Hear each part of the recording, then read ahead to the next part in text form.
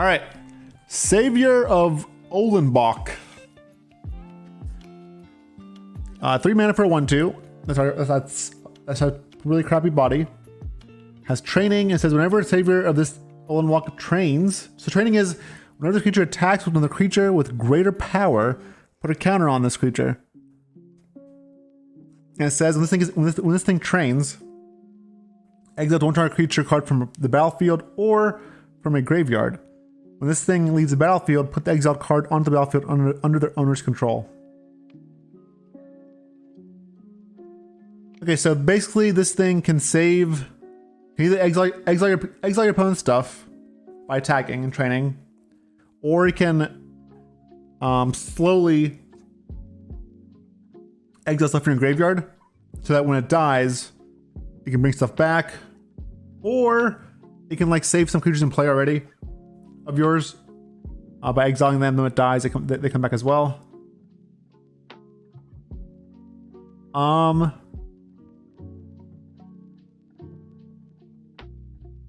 think it's interesting. I don't think it's a main deck card, honestly. I think Brutal Cathar and Skyclave Apparition are better at this. This card's kind of slow. I think it's better for. I think this card's better for the sideboard. And this card won't train too much. I don't think I would give this like probably like a 2 out of 5.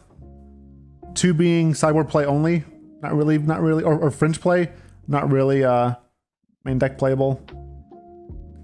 I just think it's too slow, and being a 1/2 means it dies to a lot of removal. I don't think it's that great. All right, let's go to the next one.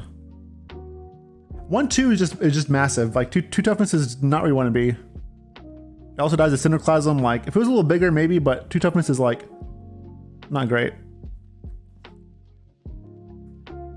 All right, Overcharged Amalgam for 4 mana.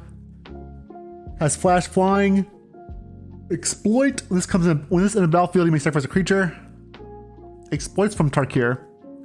When this thing exploits a creature, so when you sack a creature, counter a spell, activate ability, or a triggered ability.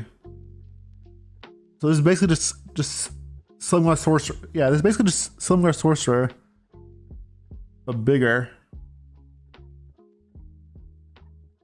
I mean, so Sorcerer saw very little play. However, I will say this is different because this actually might be playable.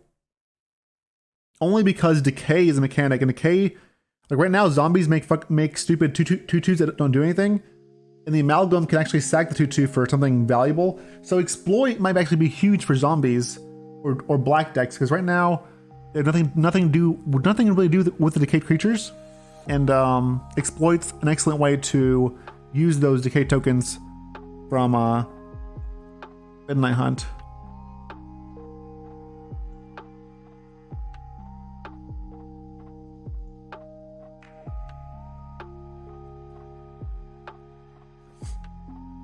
Yeah, and just like Slimgar Sorcerer, this can be a 4 mana counterspell, which isn't really what you want, but you can pay 4 mana to counter a spell. Slimgar Sorcerer was 3 mana, and Sorcerer saw like 3 some play. Honestly, I'd give this like a 3 out of 5. It'll see play in maybe one deck, but it's not crazy. It's not like a 4 opening card or anything. It's fine, but not crazy.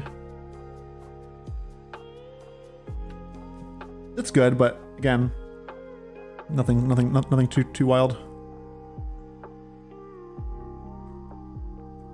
Sorin the Mirthless, 4 mana for a 4 loyalty Planeswalker, +1. Look at the top card of your library. You may reveal that card and put it in your hand. If you do, use life equal to its mana value. So basically, like Dark Confidant. -2, create a 2/3 black vampire token with flying and lifelink. Okay, and -7 deals 30 damage to any target, you gain 13 life. Okay. This is fine. This is nothing. This is basically like a Teferi, whatever. Teferi, the whatchamacallit? The stop that slows the sunset. It's fine. It's okay. But I love planeswalkers like these, because they're not format warping. Like we're not gonna like we won't get destroyed by these cards. Like Nissa, who shakes the world, Narset, Fairy. So it's okay. It's fine. Could you? I'll also give us a 3. Not crazy, but it's fine. Basically, it lets mono black play Sorin into into Lolth, into whatever. It gives a black control decks more planeswalkers, more planeswalkers, which isn't a bad thing for those decks. All right, Volatile Arsonist, 5 mana. Menace haste for 4/4. When it attacks, one damage to each of the 1 creature, player, and/or planeswalker. Then it transforms to 5/5. It has 2 damage to a creature, player, or planeswalker, and/or planeswalker. I feel like the 5-drop slot is already full with. Honestly, I just feel like that slot is very full with Goldspan Dragon. Goldspan Dragon is a much better card. This card is mythic because it's probably disgusting and limited. This card probably wins the game limited, so it is. And yes, you can do whatever, however many you want, but still, a Goldspan is better than this. I don't think this card will play. Honestly, I'd give it a 2.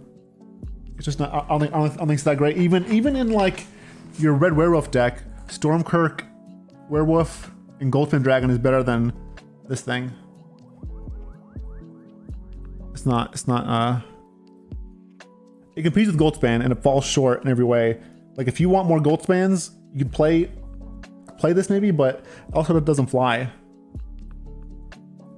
It's not really good. Not great. Not great card. Olivia, Crimson Bride. So 6 mana, flying haste. Whenever Olivia, Crimson Bride attacks, return target creature card from your graveyard to battlefield, tap and attacking from your graveyard. It gains when you don't control legendary vampire creature, exile. When you don't control legendary vampire, exile this creature. That's pretty good. Because, well, she's small. She's a 3/4. Huh. I don't know, but that other clause is brutal too, though. The clause, like, if she dies, the creature she brought back dies too. Nah, this card's not good. I take it back. I take it back. I lied. Sorry. If the creature she brought back didn't die when she died, essentially, I know it's a vampire legend you control, so you can have another one. But no, this is probably a cool like commander. But no, I take it back. Being a 3/4, and then when she dies, the creature dies too. I don't think it's playable. That drawback is too big. We also don't know, like, unless we have some crazy reanimation target, but I feel like the best thing to get right now is Coma, right? And even if you get Coma, you really don't want Coma tap and attacking the turn you reanimate it.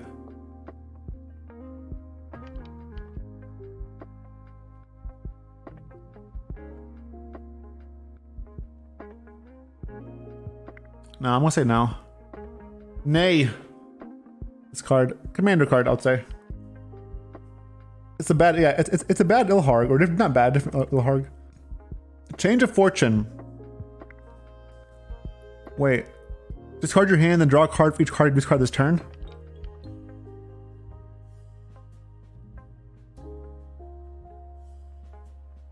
This is a combo card, right? So you want to be like, so if you can cast 2 Change of Fortunes, you can draw 1 billion cards. Definitely meme. Not like a definitely meme combo.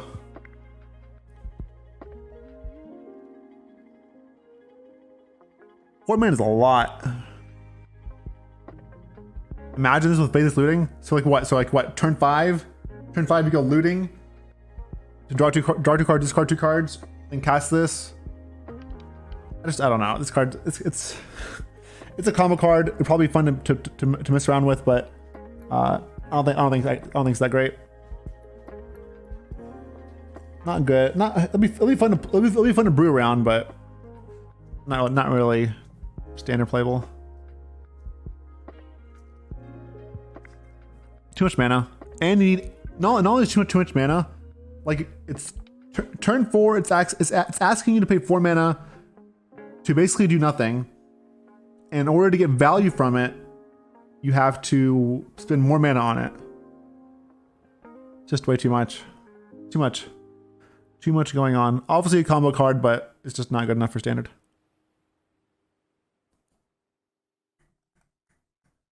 Wedding Invitation. 2-mana artifact comes in play. Draw a card. Sacrifice this. Turn creature can block this turn. Blah blah blah blah. If it's vampire against lifelink on a turn. Oh, I mean, these mana rocks have seen play for like Doom Foretold, but other than that, I don't think it's really that great. I wouldn't play this. Limited, whatever, sure, but I wouldn't play it in standard. Geistlight Snare. 3 mana. This spell costs 1 less to cast if you control a spirit. It also costs 1 less to cast if you control an enchantment. Countering a spell, so mana leak for 3 mana. If you control a spirit, it costs 1 less. If you control enchantment, it costs 1 less. Seems fine. It's just a counter spell. Do spirits have an enchantment? I mean, like in historic, you can play like Omen in the Sea. You can play Omen in the Sea and stuff. So like, I mean, spirit seems a 2-mana mana leak seems good for spirits, right? But if you're able to make this cost 1 mana, it's kind of gross. So I would keep an eye out. Even if this just said cost 1 less to control a spirit, it's basically mana leak, like a bad mana leak. I still think it's playable. If there's like also playable enchantment, it's pretty scary. I'll definitely just keep an eye on playable enchantments.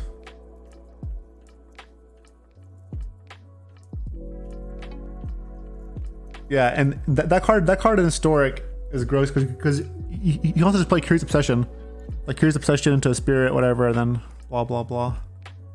All right, Dominating Vampire.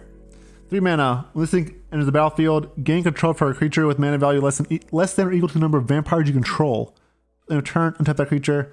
Oh, this card is gross. Wow. This card is really good. Like, on the play, this is just an insane curve. Like, turn 1, you play vampire. Turn 2, you play vampire. Turn 3, you take whatever your opponent played and you attack them. Then your opponent is like already essentially bleeding to death. And then if you have anything else, or heaven forbid, you have another Dominating Vampire next turn, you win the game. And then if you had like, if you're playing ways to sacrifice too, like Woe Strider, this card's also gross, or whatever else you have. There's a vampire that sacks too. I think there's like there's a 1-drop vampire that I'm not sure if it sacks vampires, but.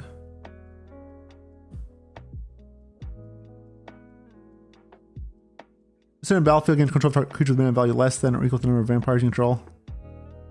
Yeah, so even if you have 3 vampires, your opponent has nothing. You can play this, gain control of her, give her haste and attack. Yeah. Yeah, Falconoth Pit Fighter is the sack one. Yeah, I mean this card's gross. It's very playable. If Vampires is playable, this card will be snapping there. Very good card. I'd give this like a 4 out of 5. Definitely playable. Definitely powerful.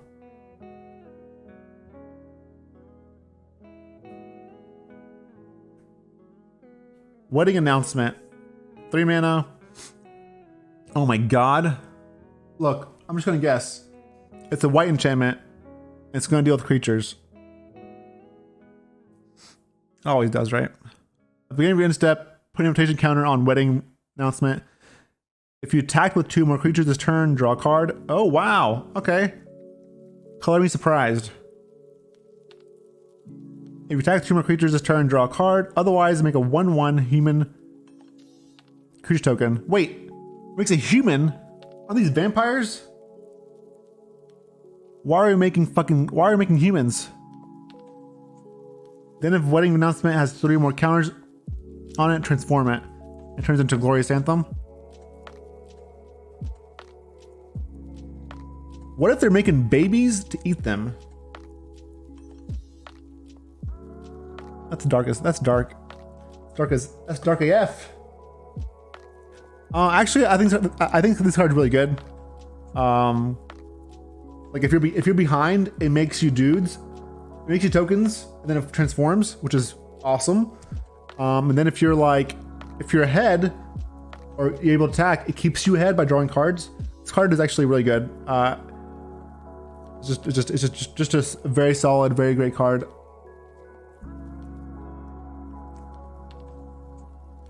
It's kind of like, think of it as like a very weird Lingering Souls in a way. Like, obviously it's not as fast Lingering Souls. It's a slow Lingering Souls that pumps your tokens. It's a very cool card. I like it. Wow. You know what? I'm gonna give it to them. They made a sweet white card. I mean, a sweet one. Finally. Dig Up for 1 green, cleave. So if you play 1 black green, you may cast a spell for its cleave cost. If you do, remove the words in the brackets. So if you cast it normally, it says search layer for a basic land card, reveal it, put it in your hand, then shuffle. And then if you cleave it, you search layer for a basic for any card, put it in your hand. So basically becomes a Diabolic Tutor for mana. That's not bad. It's fine. It's definitely playable. Like early on, it ensures you hit your land drops. Late game, it becomes Diabolic Tutor. It's like a really bad Traverse Ulvenwald, Traverse Ulvenwald, but might be fringe playable. Not crazy. I'd give like a 2. Yeah, maybe a 2 out of 5. That's not that great. It's fun though. It's cool in your black green, like, you know, bullet grind whatever deck, but otherwise it's, I mean, like Diabolic Tutor is terrible. But it also ensures you land drop, so still though, I don't think it's good enough. If it grabbed a card from your sideboard, I would say yes, playable. If you cleave out of the sideboard as well, then yes. Oh my god, we got a frog. Grolnok, the Omnivore. 4 mana for 3/3. For a 3/3, lame. Whenever a frog you control attacks, mill 3 cards. Cool. Whenever a permanent card is put into your graveyard from your library, exile it with a croak counter on it. You need to play lands and cast spells from among cards you own in exile with croak counters on them. No, this card is a commander card. This card is not playable in standard. This card is way too slow in standard. 3/3 is garbage, and no. Just don't play this card in standard.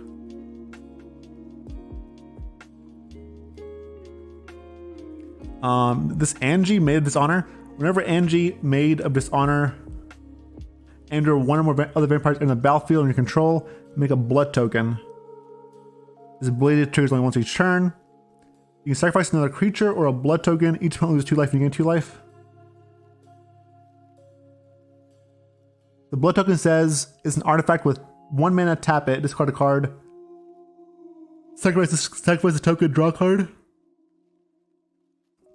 Excuse me. So it's like a loot. So it's like a food. It's not a food. A clue, but 1 mana and you loot. Instead, you can drain your opponent. I mean, that seems fine. It's a 4 mana 4/5, which I don't know though. Like 4/5 is big, but it's not big enough. And things like, I think at this slot we also have Storm Predator, the vampire dragon, which is like absolutely nuts. Like that card, the dragon should see more play now, and the dragon is also not legendary, which I think is better than this card for sure. So unless your deck really needs blood tokens for something, it really depends on the blood tokens. If your deck doesn't need blood tokens, I would say don't ever play this card. Play the dragon, play the Innistrad Predator instead. If blood does a lot of stuff for the deck, obviously we don't have all the cards yet, but my gut reaction is no, this card's not good enough. Even as a 4/5, it's not good enough.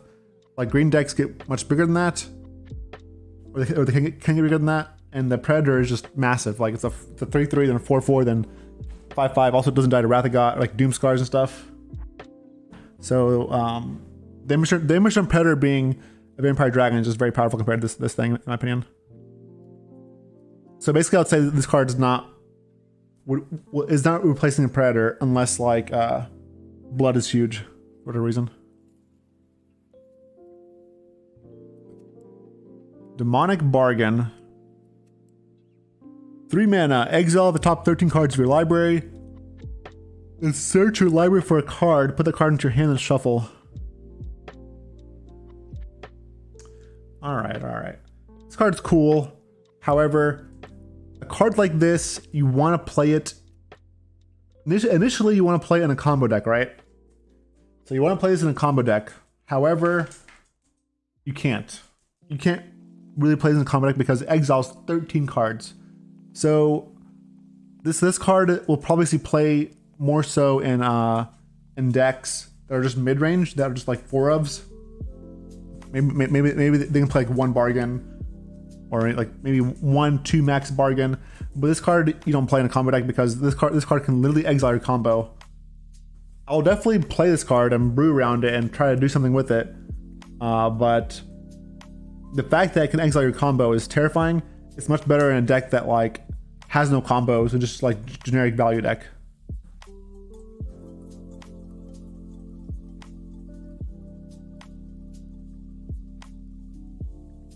Also cool for Commander for sure.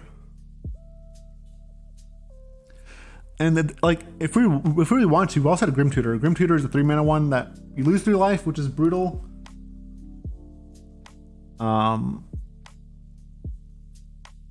Still though.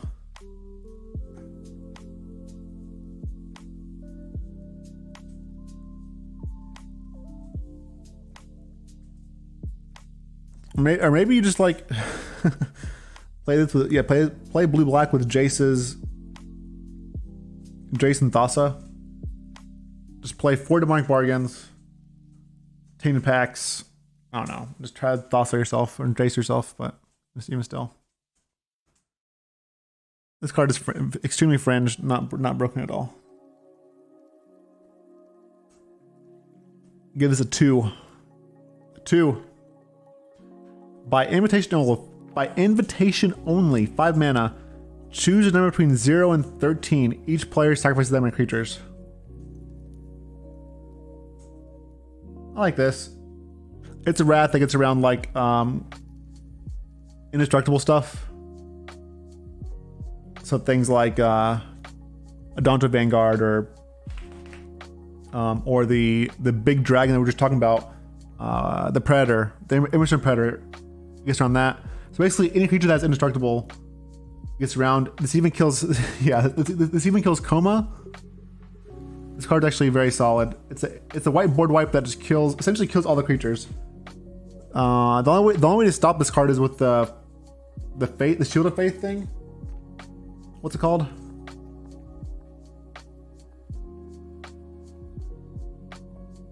The Flash Shield, bro. Whatever it's called. But regardless, this card reminds me of Hallowed Burial. Hallowed Burial took all the cards in play and put them on the bottom. This is kind of like that card, but this one seems a little worse because Hallowed Burial just like didn't trigger death. Like there's no like a triggering of creatures dying.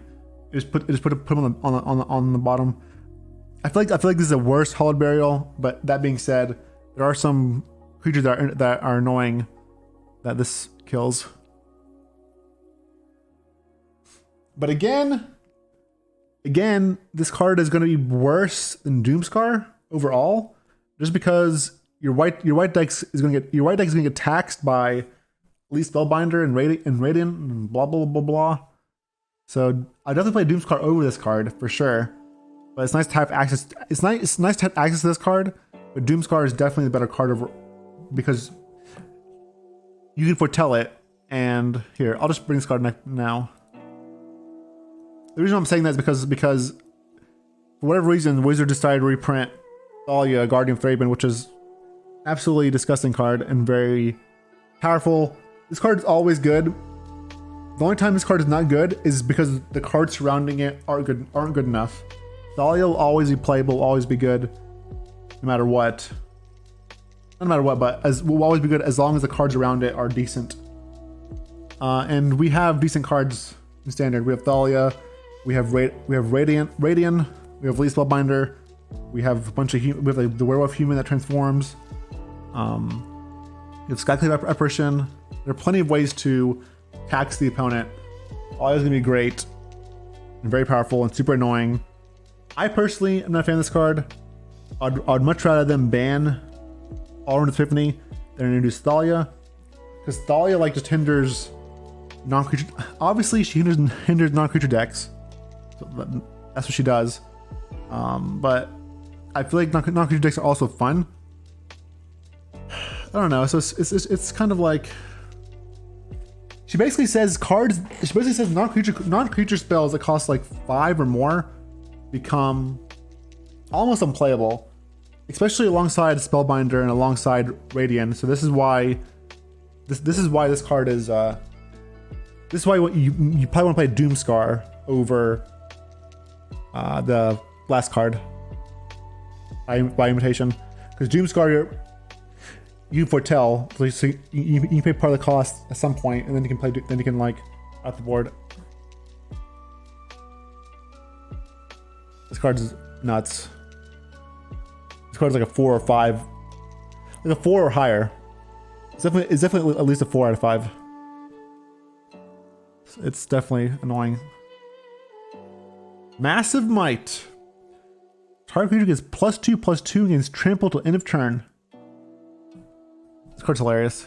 Also instant. Also says run. It's coming for us eventually. I love this card. This card is like my favorite card in the set so far, as far as like what the card says, plus the name, plus the art, plus the flavor text. Card's hilarious.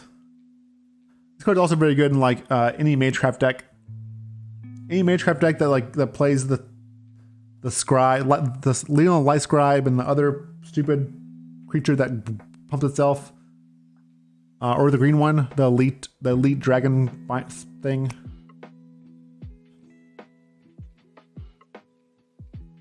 Regardless, this card seems fine. This card seems good in those decks. It's also a nice way to, like, if you play like a 1 of or 2 of, it's a decent way to, in a mono green deck, if you're playing Unnatural Growth, you might play one or 2 of these, because then you can make like your giant creature with Unnatural Growth not be able to be temp blocked. You can just like essentially kill them. You can make your chariot a 6/6 before combat, then a 12/12 trampler when it attacks. I don't play much. Maybe like play 1 or 2 or whatever in that deck, but it's more so, I think more so of a spell deck. But even then, like, there's also another spell card that says target creature gets trample and you draw a card. So it's okay. It's not crazy, but it's okay. Fell Stinger, 3 mana, exploit Death Touch, 3/2. When this thing enters the battlefield, when this exploits a creature, target player draws 2 cards and loses 2 life. Oh wow, so this is like just Silent Blood. This card's really good. This card is actually really, really good. It's like a different Skullport Merchant, but that being said, the card you draw 2 cards right away, and this thing has Death Touch. And this also eats, like if you're playing Jaren, that makes Decayed Zombies, it curves very well into that. This card's very good, and we'll see play. It's basically, it's a different skull, it's a faster Skullport Merchant. I know the Merchant makes a treasure, and it grinds out. This is like an aggressive one. It's also great at defense because of Death Touch. So this card's very good, and we'll see plenty of play in sacrifice decks and zombie decks, and it's also a zombie, so like all kinds of decks, control deck, even control decks, like the Eye Twitch, Shambling Gas decks. Card's very, very good, very, very good for uncommon. This is probably like one of the this is probably the, I think the best uncommon we've seen so far. It's a staple. I'll say it's a staple. Like a 4 out of 5. 4. We should see this a lot in the format. And Death Touch is relevant because it's very good against Monogreen. Alright. Wait, what? 2 mana 4/4. 2 mana flying. When this thing attacks or blocks, sacrifice it. End of combat. Has a Disturb. What's Disturb do?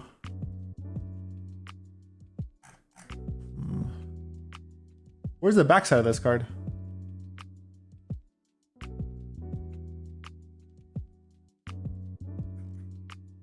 Awkward.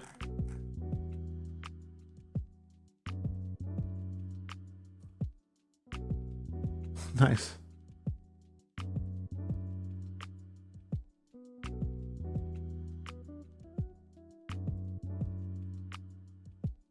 All right, well, I'll come back to this card.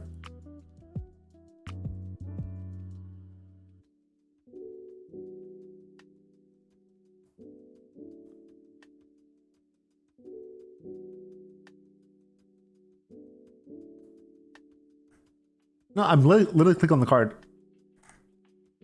Even if I say open a new tab, do the same thing. So it's definitely not me. Link is broken, yeah. All right, we'll come back to that card. 6 mana enchantment. 6 mana? The fuck? Creature you control with +1/+1 counters on them have base power and toughness 4/4. Of angels and flying. No. 6 mana? No. Unplayable. Get out of here. That card's garbage. 6 mana? No, it's time for that. Who plays 6 mana on white? No.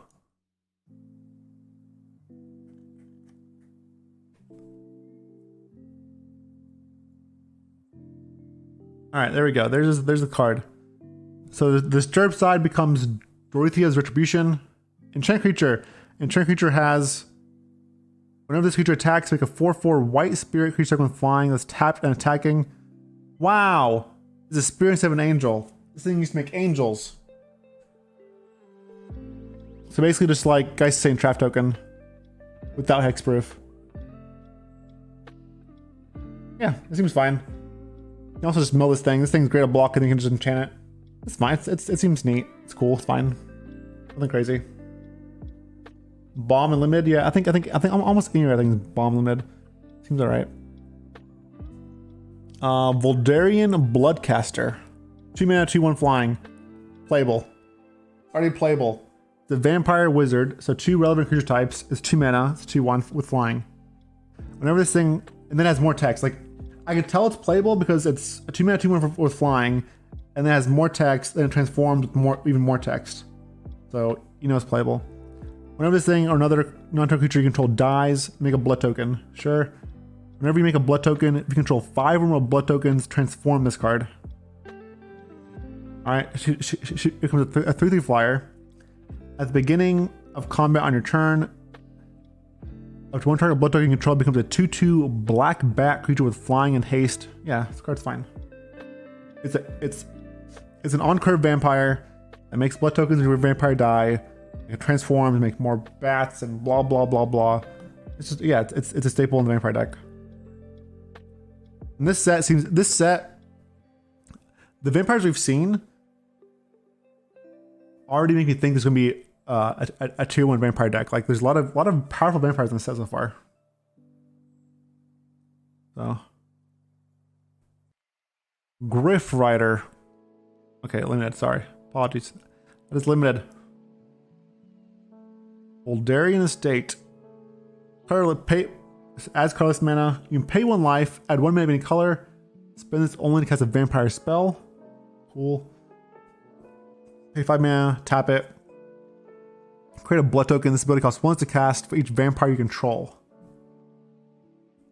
So basically, the more vampires you make, the more blood you can make. Yeah, this card seems good. This card seems good in your vampire deck, especially if you're playing 2 colors, 2 or plus color vampires. This card is very good. It's basically Sea of Brass for vampires. Shattered Sanctum. Okay, and this is the rest of the slow lands. So they decided to give us the rest of the slow lands. These cards are obviously nuts. These are personally my favorite lands in a long time. Outside the triomes. Slow lands are sweet because they encourage longer gameplay. I like playing Magic, so these lands start to play tapped turn 3 plus, and that makes me happy because then I can play games of Magic longer. So very cool lands. I love them. They're fantastic. I just want to play Magic.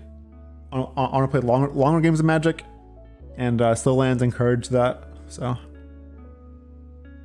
nice.